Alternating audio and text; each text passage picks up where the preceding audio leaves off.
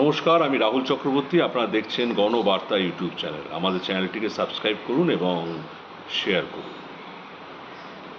আমি আজকে একটি গুরুত্বপূর্ণ এবং স্পর্শকাতর বিষয় নিয়ে আপনার সঙ্গে কথা বলব। গণতন্ত্রের সবথেকে বড় শক্তি হচ্ছে ভোটদান, কিন্তু সাম্প্রতিককালে দেখা যাচ্ছে বিভিন্ন মানুষের নাম এই ভোটার তালিকা থেকে কেটে দেওয়া হচ্ছে।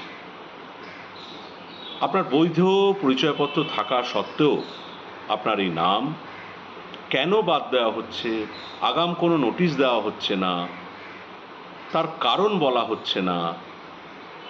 আমার এটাই জানার ইচ্ছে নির্বাচন কমিশনের কাছে, যে আপনারা কি কারণে একজন বৈধ ভোটারকে তার ভোট দেওয়া থেকে বঞ্চিত করছেন। এবং শুধু তাই নয়, নির্দিষ্ট কিছু এরিয়ার মানুষকে তাদের নাম বাদ দিয়ে দেওয়া হচ্ছে বা ডিলিট করে দেওয়া হচ্ছে। তারা হয়তো দীর্ঘদিন ধরে এই দেশে বসবাস করছে, এই দেশেই জন্মগ্রহণ করেছে, তারপরেও তাদের নাম বাদ দেওয়া হচ্ছে। তাদের যে পরিচয়পত্র আছে সেই পরিচয়পত্র কিন্তু ভারত সরকারই দিয়েছে।